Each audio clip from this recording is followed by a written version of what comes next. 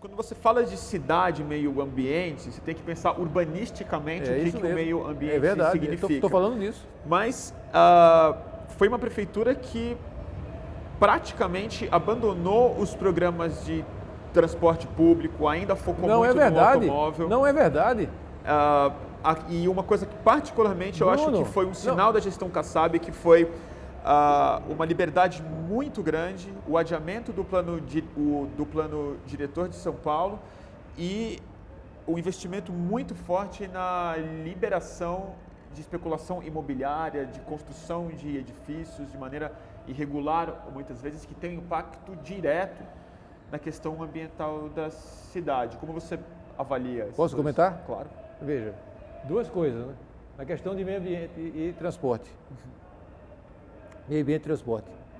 O que houve foi uma decisão estratégica muito importante no governo, ainda na época do José Serra, que o Kassab continuou, de que o nosso investimento principal ia ser no metrô. Essa foi a decisão. Claro que você tinha que expandir o transporte público. E vou dizer a você, quando a gente pegou o governo, herdeiro o governo da Marta, nós tínhamos cruzado as linhas. A prioridade, a percentual maior de transporte individual e a queda do transporte público. Mas aqui a criação em São Paulo de corredores, que seria uma coisa muito mais rápida de fazer do que o mais metrô. mais rápido, mas o metrô, veja, foi uma decisão estratégica. Era uma decisão, nós não tínhamos dinheiro para fazer tudo. Ciclovias foi algo que virou ciclofaixa. Ciclovia, quem inventou, do ponto de vista do governo, a bicicleta em São Paulo fomos nós. Não existia. Mas que como meio de transporte ainda não é muito viável. Vou falar tudo sobre isso. Agora você perguntou, agora eu vou responder. Vamos lá. Vou responder. Então, primeiro, a questão do transporte. O que houve foi uma decisão estratégica, já no começo do governo José Serra, né, que a nossa prioridade era ajudar o governo do estado a deslanchar o metrô. Porque o metrô é o veículo, numa cidade de porte como São Paulo, né, o veículo mais importante, com mais capacidade de transportar e limpo. Portanto, né, a Prefeitura de São Paulo, agora sou eu que estou falando.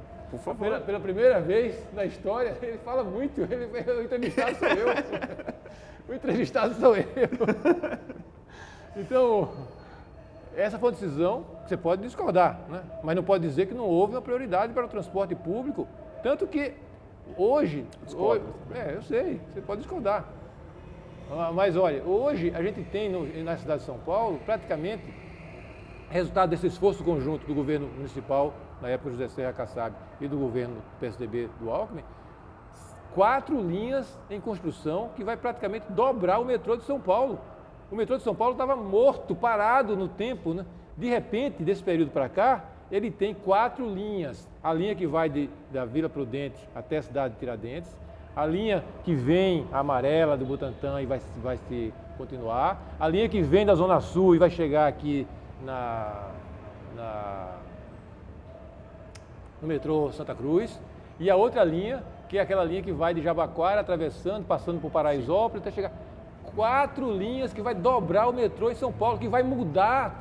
Não, agora sou eu. Tudo bem. Agora sou eu. Vamos lá. Que vai mudar completamente a face da cidade de São Paulo em termos de transporte limpo.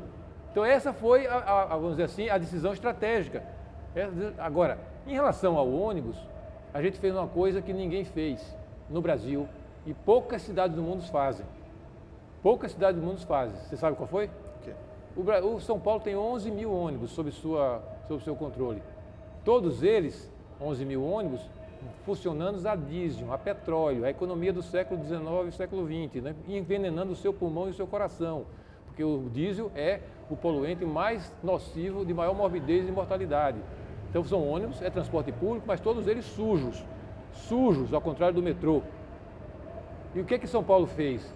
Qual foi o outro investimento muito importante que São Paulo fez no transporte? Começou um programa que é inédito no Brasil e que foi reconhecido em todos os fóruns que a gente foi discutir, inclusive em Copenhague, quando eu estava na mesa junto com outros representantes de prefeituras, na mesa de cidades. A gente começou a substituir o diesel por combustível mais limpo. E desses 11 mil ônibus, Bruno, a gente chegou ao final do governo com 2 mil na chamada Ecofrota, e não pense que isso não tem investimento, porque o combustível diesel é subsidiado pelo governo federal para ser mais barato, porque quem paga a conta é você. perdendo expectativa de vida. Quem paga a conta é o Sistema Único de Saúde, tentando salvar a sua vida do envenenamento que o diesel do ônibus e dos automóveis também, mas do ônibus, fazem no seu coração e no seu pulmão. Portanto, a cidade de São Paulo é a única cidade do Brasil que começou a tirar o diesel do combustível dos ônibus. Recuperou a frota de ônibus elétricos, que tinha sido destinada à extinção pelo governo anterior, o meu governo anterior da Marta, destruiu a frota de ônibus elétricos, que é o ônibus mais limpo que existe no mundo. Nós recuperamos, botamos a fábrica de São Bernardo novamente para funcionar para a gente. Esses 200 ônibus elétricos que estavam aqui no centro da cidade, tudo é produto desse trabalho da Ecofrota. O diesel da cana, que é uma proposta de combustível inédito no mundo. São Paulo foi o primeiro local a começar a colocar para funcionar. A primeira frota de ônibus a etanol do Brasil, você sabe quem foi que fez?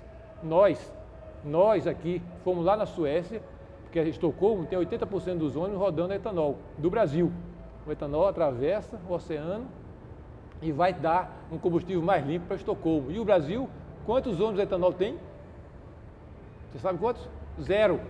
Nós é que começamos a primeira frota, fizemos um convênio com o governo da Suécia, com a USP, com o Instituto de Engenharia, com os produtores de etanol e botamos a primeira frota de etanol para rodar aqui no Brasil. A frota de biodiesel nossa saiu de 5% de biodiesel para 30% de biodiesel, 25% a menos de combustível fóssil, de petróleo, de diesel, se envenenando. Então essa chamada ecofrota, né, é a coisa mais revolucionária que tem. Claro que corredor, isso é coisa importante e deve ser feito, faixa, etc. Mas a ecofrota é revolução. A outra é evolução, que a gente fez com o metrô. Portanto, na questão do transporte, eu não vou aqui querer te cansar, né? nem os ouvintes ainda, pior ainda, né? Eu tenho bastante coisa para dizer, que por isso você precisa estudar mais os dados, porque às vezes a gente ouve muito, né? O que as pessoas falam, né? Não, eu nem questiono nem a questão do combustível, do avanço. Não. Do avanço que houve na questão de poluição relacionada ao transporte público. Bruno, isso é coisa essencial, isso é vida. Isso é essencial. Isso é vida. Eu digo investimento no aumento da capacidade da cidade de absorver o transporte público. Mas veja, como os corredores, eu já falei para você, porque a opção foi metrô. Na ciclovia eu vou falar ainda. Mas a ciclovia... A ciclovia é outra coisa, é outra pergunta, é a terceira pergunta. É responsabilidade prioritária do governo do Estado. De jeito nenhum. Prioritária. Não, de jeito nenhum. Não? A prioridade não, a prioridade é dos governantes. Dos governantes. Eu, por exemplo, aqui, por que eu combati esse trem fantasma que a Dilma inventou entre São Paulo e Rio de Janeiro? Você sabe do trem fantasma? O trem bala? O trem bala, o trem fantasma. Né? Por quê? Porque esse dinheirão, essa montanha de dinheiros que ela queria investir nesse trem fantasma, né, era para ser dividido por Salvador, para o Rio de Janeiro, para São Paulo, para o governo federal ajudar as grandes populações que estão sofrendo nas grandes cidades brasileiras com o problema da mobilidade, com o transporte limpo e moderno que é o metrô.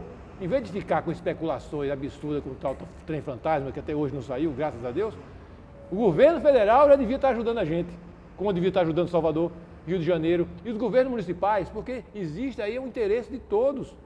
Não tem essa história, não. Não tem essa história de ficar empurrando para um para o outro, não. Isso não existe. Eu não digo de empurrar. Não, é empurrar. Mas uma responsabilidade prioritária do Estado. No Brasil tem essa história de empurrar. Como a responsabilidade prioritária é dele, ele que se vire. Não, senhor, eu quero ajudá-lo. Por quê? Porque eu moro aqui, meus filhos moram aqui, os seus filhos moram aqui. Então eu quero ajudar sim. Portanto, a opção pelo metrô, investir no metrô, foi uma opção correta. A opção por investir, e é mais caro. Você pensa que não é mais caro você botar um ônibus elétrico? Você pensa que não teve investimento para botar um ônibus de etanol? Para poder fazer a experiência de diesel da cana? Tudo isso teve dinheiro, teve investimento. Para quê? Para melhorar a sua saúde, a saúde das pessoas, da sua família, aqui em São Paulo. Portanto, preciso a gente avaliar com calma. A história da bicicleta, Bruno, quem começou a discutir a história da bicicleta na história do governo de São Paulo fomos nós. Eu vou te contar, se você tiver tempo e espaço, essa entrevista não vai passar em canto nenhum, desse jeito, já tem quase 2 horas. Eu vou te contar como é que é essa história da bicicleta aqui em São Paulo. Porque fui aprender essa história de meio ambiente, né? E uma das coisas, aprendi muita coisa, eu estava no jardim de infância, passei para o primeiro ano, depois para o segundo. E aí logo vi, né, que essa história da bicicleta era uma coisa fantástica, né? A bicicleta não resolve o problema da mobilidade, mas ela ajuda, é uma amiga da cidade, em vários aspectos. Então, no começo do governo do José Serra, eu falei lá em casa, Yama, minha mulher, eu vou comprar uma bicicleta para mim e vou andar. Se você é um maluco, você vai morrer nesse trânsito maluco, eu proíbo você de andar de bicicleta. Não, eu vou andar assim. Aí eu chegava nas reuniões do governo lá de capacete, de bicicleta e tudo, né? E era motivo de piada, né? Comecinho, isso era 2005. 2005. O que é que tinha de bicicleta em 2005, Bruno, aqui? Diga para mim. Muito menos que hoje. Não, eu estou perguntando o que é que tinha. Não me enrole, não. O que tinha para bicicleta em São Paulo? Não me enrole. Não sei dizer. Eu digo para você, zero. Zero, eu vou dizer para você. Por que era zero? Porque a gente tinha 20 e poucos quilômetros de ciclovia dentro dos parques. Um pouquinho no Ibirapuera, um pouquinho no Carro do Carmo e um pouquinho no Anhanguera. Que é um outro conceito, né? É para você andar dentro do parque. Bicicleta na rua de São Paulo era zero. Sabe quantos bicicletários a gente tinha em São Paulo em 2005? Eu digo para você? Zero também. Zero. Portanto, né, o que a gente tinha eram alguns abnegados, militantes cicloativistas, que faziam dessa causa, uma causa da vida deles, arriscando a vida deles, diga de passagem também, né? Então, e só. Eram os ciclos ativistas sozinhos, era Renata Falzoni, era Arthur Alcorta, gente de Tiago, né?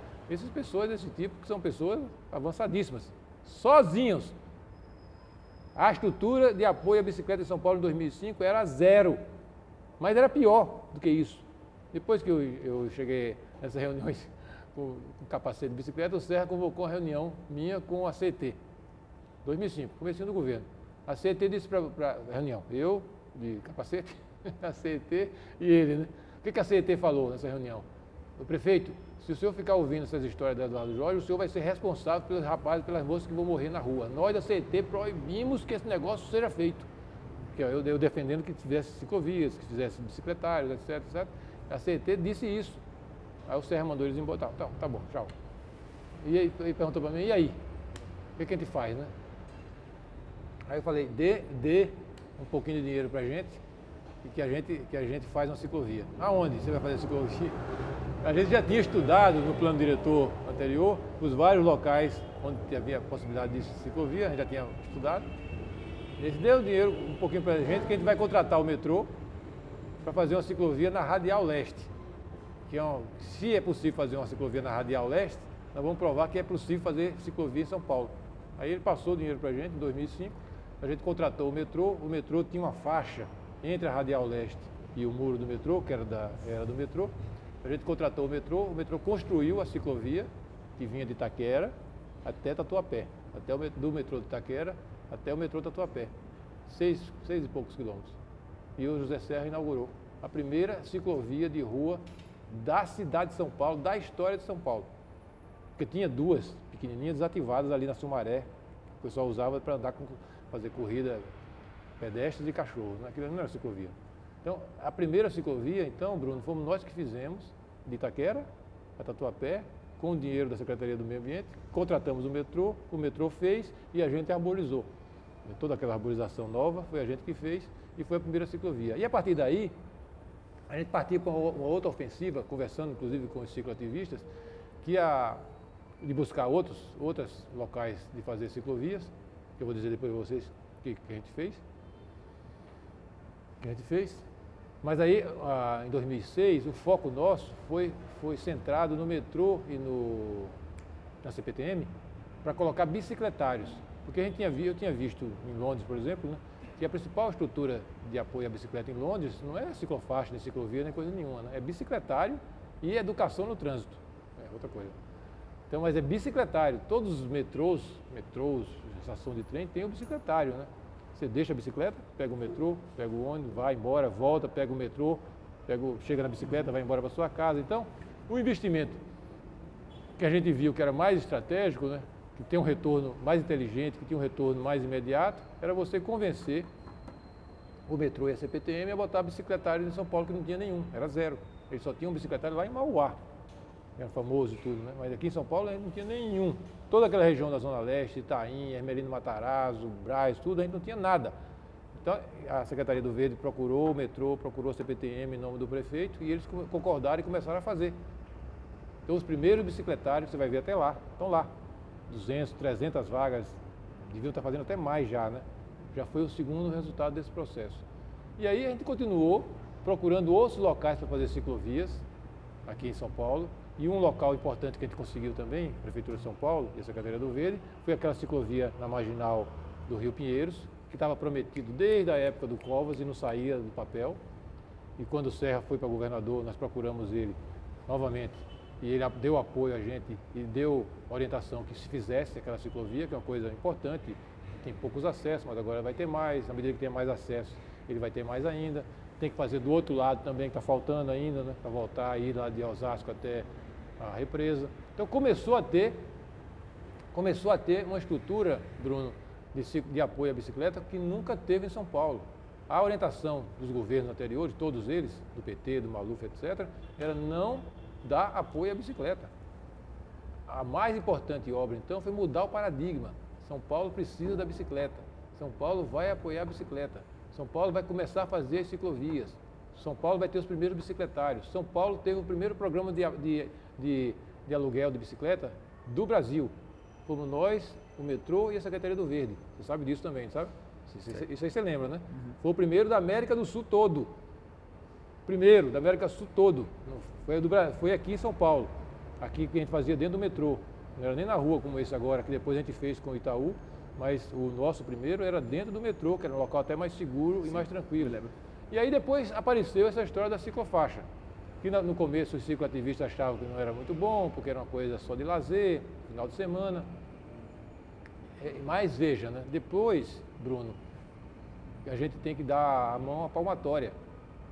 É o maior programa de educação para o trânsito que eu já vi no Brasil. É o maior programa de educação para o uso da bicicleta em cidades difíceis como São Paulo, Salvador, Belo Horizonte, do Brasil. E que está sendo copiado em todo o Brasil. Aonde eu tenho ido, cidades do interior de São Paulo, cidades do Nordeste, todos eles estão copiando. Sabe por que isso é importante? Porque naquela ciclofaixa de final de semana, anda o operário, o médico, o empresário, a dona de casa, que nunca normalmente andaria de bicicleta. E que pela primeira vez na vida dele, numa cidade difícil como São Paulo, né, tem a segurança, tem a tranquilidade de ir, inclusive com os meninos dele, com as filhas dele, e andar de bicicleta no final de semana. Ele se coloca no lugar do outro. Ele que no dia a dia é aquele motorista selvagem, naquele carro que ele vira bicho em cima daquele carro, né? E não respeita nem pedestre, nem ciclista, nem ninguém, ele se vê no papel do outro, porque agora ele é o ciclista, ele é o mais fraco, né? Ele vê como é o papel, lugar, né? Como é que é o papel de ser um pedestre e principalmente de ser um ciclista. Portanto, a ciclofaixa, né? Eu quero aqui parabenizar a administração anterior, não fomos nem nós da Secretaria do Verde que tivemos essa iniciativa, foi a Secretaria de Esportes que puxou essa iniciativa, né? Ela é um programa de educação para o ciclismo sem precedentes no Brasil, está sendo imitado no Brasil todo. No Brasil todo. Em Natal, em São João da Boa Vista, aonde eu vou, tem prefeitura fazendo esse programa. Por quê? Porque é um programa de educação para o uso da bicicleta, dos dois lados, quando você é ciclista e quando você é motorista. Porque, voltando a Londres, né, Bruno, o mais importante no uso da bicicleta é você ter a bicicleta absorvida num ambiente de cultura de paz no trânsito. Londres, vou insistir, né, não tem essas ciclovias todas, não. O que tem lá é muito bicicletário e o que tem lá é respeito ao ciclista, educação no trânsito, né, civilidade, cultura de paz. A bicicleta lá anda na faixa do ônibus. Sim. Vai na faixa do ônibus e o motorista, aquele lord inglês dirigindo aqueles ônibus, né, eles vão protegendo a bicicleta. Veja então, né? Por que então a ciclofaixa é tão importante, né? Porque começar no Brasil, né? Que você começar no Brasil com as pessoas aceitando, né? Que você tem que respeitar as outras no trânsito, o pedestre e o ciclista. Por isso, Bruno, eu quero que você faça justiça, né? Você mesmo teve dificuldade de dizer, tinha 0 de bicicleta em 2005.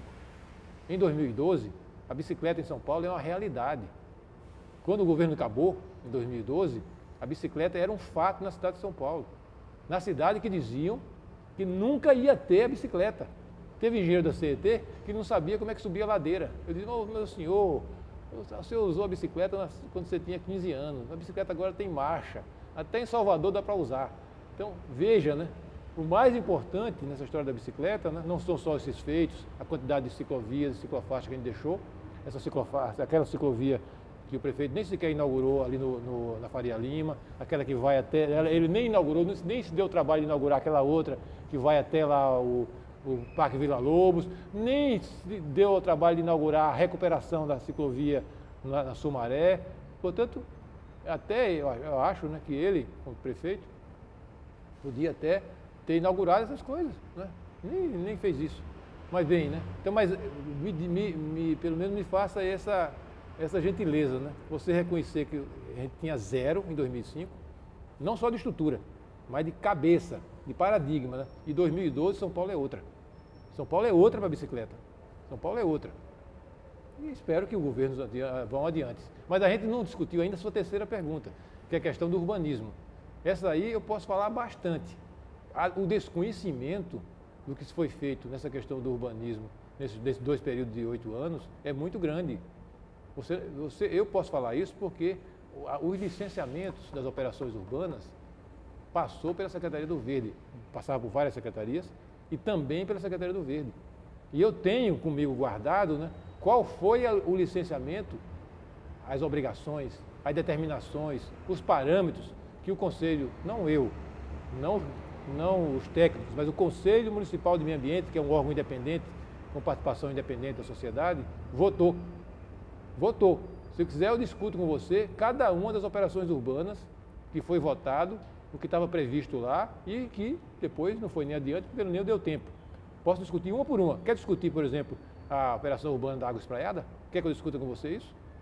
Para mostrar a você o que é um paradigma de respeito ao meio ambiente, de respeito social às pessoas pobres que moram naquele local, completamente diferente que a história de São Paulo nunca viu. Não, eu acho que a gente pode discutir, poderia discutir se São Paulo, numa entrevista de horas, especificamente sobre isso. Então vamos fazer o seguinte, essa pergunta do urbanismo, né, a gente deixa empatada para um outro dia que você me convide aqui. Eu te convido para sem manifestação aqui, inclusive, né? Tá. Eu te convido especificamente para a gente falar sobre urbanismo. Até te convido com mais gente na mesa. A gente tem falado muito aqui sobre o plano diretor que está para ser votado na Câmara. Que não foi votado da outra vez, você sabe por quê, né? No outro período de 2000 até 2012. Por quê? Por quê? Porque alguns dos que estão agora com esse plano bloquearam na Justiça a votação. Sim. Mas porque alegavam que havia uma necessidade de reformá-lo profundamente. Claro, mas é para isso que tem a Câmara, para isso que tem as audiências públicas. É a mesma coisa que estou fazendo agora. Quer mais audiência pública? Faça mais audiência pública. Mas não votaram, bloquearam na Justiça a votação. O processo. Porque novamente aquela história, né? Eu não deixo governar o outro. Eu prefiro que o povo sofra e não tenha mudanças para melhor, mas eu não deixo governar. É a atitude que eu considero patriotismo de partido. Quando eu for governo, eu faço. É a velha máxima do nosso amigo de Osasco, né? De João Paulo, né? Antes eu era oposição, agora eu sou governo. Bom, falando um pouco então assim... Veja, eu vou dizer uma coisa. O Nabil, eu sou muito conhecido do Nabil, etc. Tal, né? Essa história, por exemplo, da cidade compacta, que agora é a base do plano dele, quem foi que trouxe isso para o Brasil? Não sei. Não sabe? Não sabe o que eu vou dizer, fomos nós. Essa discussão da cidade compacta foi uma das discussões que a gente trouxe na Secretaria do Verde, com essas andanças representando a prefeitura no C40, no ICLEI, e vendo o que era feito lá na Europa, na Suécia, na Dinamarca. Quem trouxe isso que se forma no urbanismo contemporâneo também. Mas em 2005, 2006, Bruno, quando eu falei isso aqui, eu fui apedrejado, dizendo que eu queria adensar, queria acabar com os bairros horizontais, os bairros estritamente residenciais, que é coisa mais reacionária do que os bairros estritamente residenciais, que gente enche a boca para dizer que é coisa progressista de esquerda, não é. Essa história de bairros estritamente residenciais é coisa reacionária do ponto de vista ambiental e social, porque são guetos. Então, portanto, quem trouxe essa discussão sobre a necessidade de uma cidade compacta para o Brasil, você também não sabia. Fomos nós, foi a prefeitura anterior. Foi a gente que trouxe isso em 2005, 2006. Foi a gente que colocou esse conceito nas operações urbanas, que agora o Nabil está colocando sem prestar devida homenagem, diga-se de passagem, né, a nós, no plano diretor, que eu sou favorável. O adensamento, o conceito da cidade compacta, não foi inventado por Nabil, nem pelo PT. Claro que não. Isso é coisa que a Europa está discutindo há muito tempo. É coisa que os Estados Unidos estão discutindo há muito tempo. E é coisa decorrente. Não é muito antigo, não, é novo. É decorrente já do conceito do Partido Verde do desenvolvimento sustentável. Porque a cidade compacta permite você adensar em torno do metrô principalmente, que é um transporte limpo, né?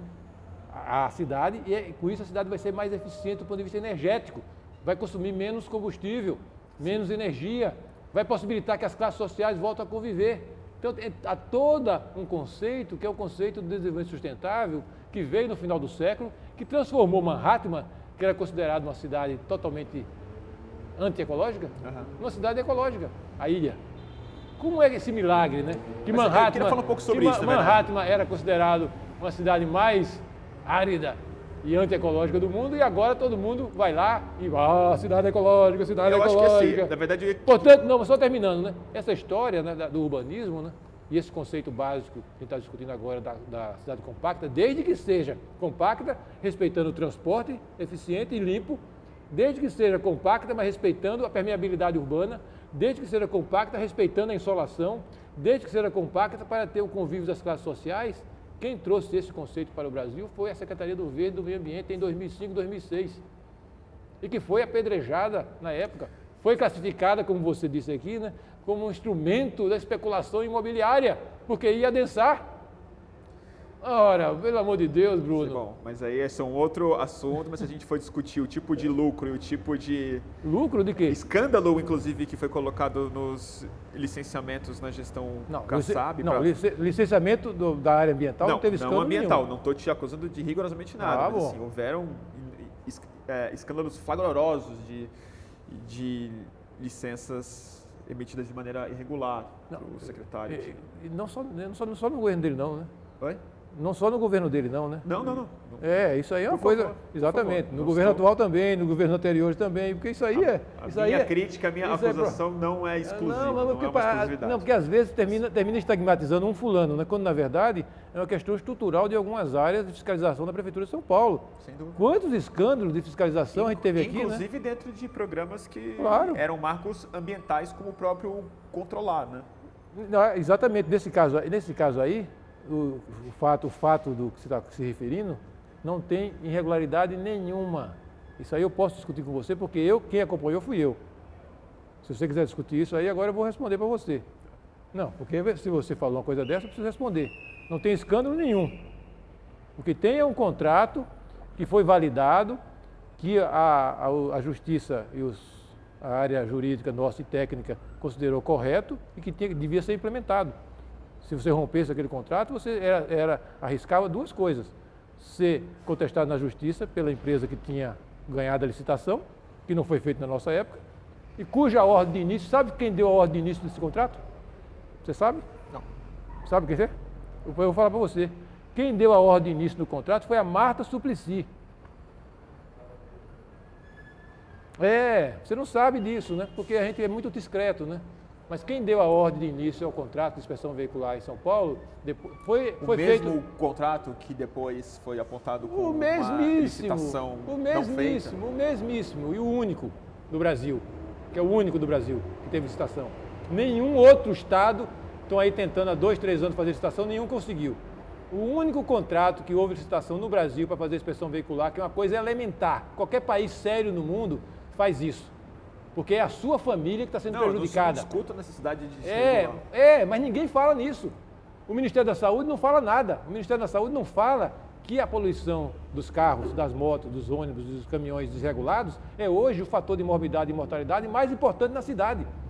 Você está respirando um ar na cidade de São Paulo, de Salvador, de Brasília, de Porto Alegre, de Fortaleza, que é risco 1 de câncer. Não, isso não... Você não fala, mas ninguém... Você não não discute, mas o Ministério da Saúde não fala nada. O Ministério do Meio Ambiente não fala nada. Os prefeitos e governadores não falam nada. Sabem que você está morrendo por causa disso. Sabe que o seu filho está sendo prejudicado por causa disso. O seu pai está sendo prejudicado por causa disso e ninguém fala nada. Portanto, nós tínhamos um único contrato no Brasil licitado, que sofreu uma série de contestações jurídicas. antes do nosso governo, na época do Maluf e do Pita. Sobreviveu a todas as contestações. A Marta Suplicy deu ordem de início. Por que não começou na Marta Suplicy o programa desse contrato? Você sabe por quê? Porque ela não chegou a um acordo com o Detran para bloquear os licenciamentos. Essa briguinha de PT e PSDB, essa baboseira, né? A Marta e o Geraldo não chegaram à conclusão de como o Detran ia bloquear os carros não aprovados. Só por isso que o programa, esse contrato, não começou no governo dela. O que aconteceu no nosso governo já do José Serra, agora como eu já estava no governo do José Serra? Nós suspendemos a ordem de início dela. Para quê? Para rever o contrato. Já que havia essa polêmica anterior em relação ao contrato, né, nós achamos prudente que ele devia ser, a ordem de início foi suspensa, da prefeita Marta, e nós passamos o raio-x, o ultrassom pelos procuradores e pelos técnicos da secretaria e da prefeitura no contrato inteiro. Apareceu duas coisas que, de acordo com os procuradores, precisavam ser corrigidas no contrato para ele continuar de pé. Ele tinha que fazer a integralização do capital prometido na licitação e ele tinha que contratar um sujeito com experiência de 1 milhão e tantas inspeções que ele não tinha contratado ainda. E não tinha contratado ainda porque o governo da Marta tinha dito que ele só ia contratar depois que começasse. É uma coisa lógica, você não ia fazer com um cara contratado, né, sem estar funcionando o programa. Anos e anos pagando um sujeito caríssimo, né, sem estar funcionando. Então, eram as duas coisas que faltavam. Nós intimamos a empresa.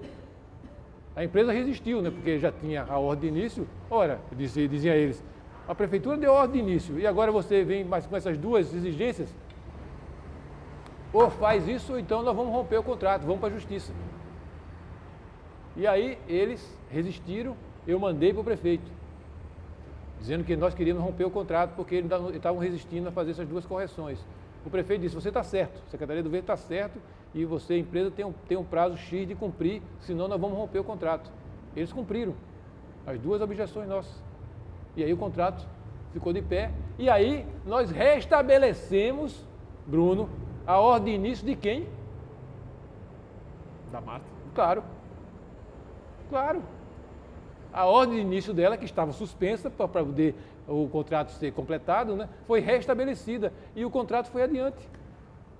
Foi adiante com a fiscalização mais rigorosa, a quantidade de multas, de correções que a gente fez, de luta na justiça entre a Secretaria do Verde e a Controlar, era diária, para que o programa fosse a contento, fosse rigorosamente feito. E foi um programa que salvou 400 vidas por ano.